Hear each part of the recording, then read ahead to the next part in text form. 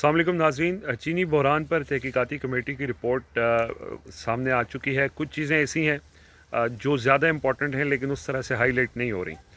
Basically ये तहकीकाती committee जो चीनी की कीमतों में बहुत ज़्यादा इजाफा हुआ था उसके बाद बनाई गई थी। 21 फरवरी को ये कमेटी वाजिद ज़िया जो DGFI हैं उनकी सरबराही में बनाई गई। और फिर जब इब्तदाई तहकीकात हुई तो कमेटी ने ये कहा कि कुछ चीज़ें ऐसी हैं जिनका फॉरेंसिक ऑडिट रिक्वायर्ड है, तो 10 मार्च को वफाकी काबीना ने इस कमेटी को कमीशन का भी इख्तियार दिया। अब इसकी जो इब्तदाई रिपोर्ट सामने आई है उसके मुताबिक जो माली तौर पर फ़ायदा हुआ है उनके नाम सामने हैं, जिसमें जहांगीर तरीन हैं, खुसरो बख्तियार के रिश्तेदार हैं, चौधरी मुनीर हैं, मोनस इलाही हैं। ये वो लोग हैं जिन्होंने सब्सिडी की मद में फ़ायदा उठाया है। एक चीज़ यहाँ पर वाज़ेह होनी चाहिए कि सब्सिडी जो है वो हर हुकूमतें, इससे पहले भी हुकूमतें जो हैं वो शुगर की एक्सपोर्ट के ऊपर सब्सिडी देती रही हैं। और इससे पहले भी बहुत ज़्यादा पैसे शुगर मिल्स जो हैं मालकान वो सब्सिडी की मद में हुकूमत से लेते रहे, जिसमें जहांगीर तरीन ने कोई 2.5 अरब रुपए मुस्लिम लीग नून के दौर में सब्सिडी की मद में वसूल किए थे। और इस मौजूदा हुकूमत में उन्होंने 56 करोड़ रुपए सब्सिडी की मद में वसूल किए और वो चीज़ इन तहकीकात में सामने आई। लेकिन बेसिकली जो तहकीकात का मकसद था वो ये नहीं देखना था कि सब्सिडी किसने कितनी ली या कौन इसमें जो है वो इन्वॉल्व है। बेसिक जो इसके क्वेश्चन थे वो ये थे कि जो चीनी की कीमतों में जो 20-25 रुपए फ़ी किलो पे इजाफा हुआ है उसका ज़िम्मेदार कौन है और उसका फ़ायदा किसको हुआ। इस हवाले से इस तहकीकाती रिपोर्ट में ये बताया गया है कि जो सबसे ज़्यादा चीनी की कीमत बढ़ी पिछले कुछ अरसे में वो दिसंबर 2018 से जून 2019 तक चीनी की कीमत में 16 रुपये फ़ी किलो का इजाफा हुआ। रिपोर्ट में ये लिखा गया है कि ये इजाफा उस वक्त हुआ कि जब हुकूमत की तरफ से कोई नया टैक्स नहीं लगाया गया था।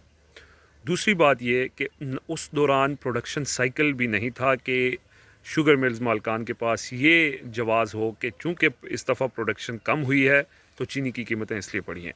लिहाजा जो 16 रुपये 6 महीनों में बढ़ी है उसकी शुगर मिल्स मालकान के पास कोई जस्टिफिकेशन नहीं है। एक वजह ये थी कि 2018 के आखिर में हुकूमत ने चीनी एक्सपोर्ट करने की इजाज़त दी थी और साथ चीनी पर सब्सिडी भी मंजूर हुई थी।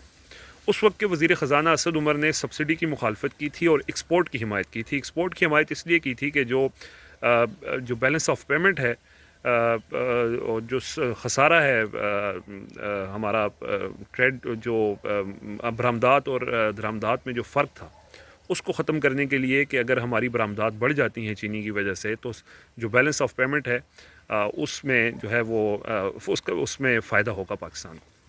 तो उस हिसाब से तो ये एक्सपोर्ट का फ़ैसला ठीक था, लेकिन उस एक्सपोर्ट से ये हुआ कि मकामी सतह पर चीनी की प्रोडक्शन जो अवेलेबिलिटी है वो कम हुई और उससे भी कीमतें बढ़ी।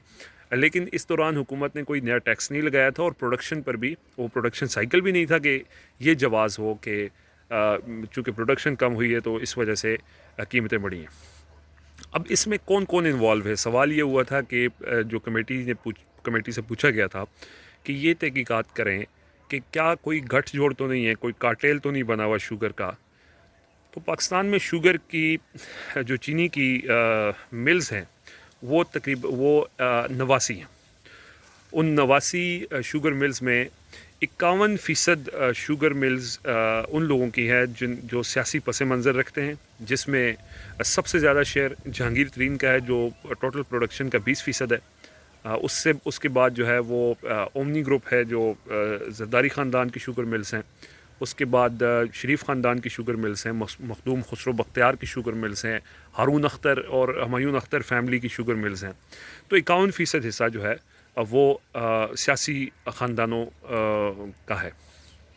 अब रिपोर्ट में ये चीज़ सामने आई है कि ये तमाम सियासी लोग जिनका मुख्तलिफ़ जमातों से ताल्लुक़ है, ये सारे फ़ैसले मुत्तफ़िक़ा तौर पर जो पाकिस्तान शुगर मिल्स एसोसिएशन है उसके प्लेटफॉर्म से करते हैं और वही फ़ैसला जो है वो सब पर लागू होता है। तो जिसने भी फ़ायदा उठाया इस सारी सूरत हाल में, जो कीमतें बढ़ी उसमें शुगर मिल्स ने दो तरह से फ़ायदा उठाया। एक तो सब्सिडी की मद में हुकूमत से रकम वसूल की اور یہ سبسڈی کی مد میں تمام شوگر ملز جنہوں نے جس نے یہ ایک ایکسپورٹ کی چینی، ان تمام لوگوں نے سبسڈی کی مد میں رقم وصول کی، اور وہ پہلی حکومتوں سے بھی کرتے آئے ہیں یہ چیز۔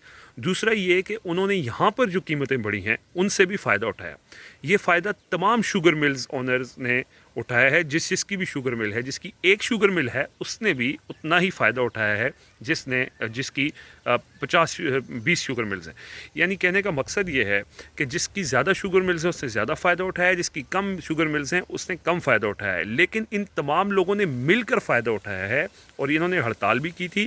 اور اس طرح کے ڈیسیژن جب یہ جو قیمتوں کا تعین ہے یہ بھی مل کر کیا جاتا ہے۔ ایک اور چیز آخر میں ایک اور چیز جو اس رپورٹ میں بھی ہے وہ یہ ہے کہ جو گنے کی خریداری ہے اس کے لیے حکومت نے جو پرائس مقرر کی تھی وہ 180 روپے تھی، لیکن اس بار جہانگیر ترین یا دوسرے جو شوگر ملز اونرز ہیں وہ یہ کہہ رہے ہیں کہ چونکہ گنے کی پروڈکشن کم ہوئی ہے اس وجہ سے جو گنے کا ریٹ ہے وہ بہت زیادہ ہے، 230-240 روپے ہے۔ لیکن رپورٹ میں یہ کہا گیا ہے کہ زیادہ تر شوگر ملز اونر جو ہیں وہ اپنا گنا خود پروڈیوس کرتے ہیں، وہ زیادہ جو شوگر گنے کا ریٹ رکھتے ہیں وہ اس لیے کہ تاکہ ان کو یہ جواز ملے کہ چونکہ جی ہمیں گنا ہی مہنگا ملا تھا اس وجہ سے چینی بھی مہنگی ہوئی ہے۔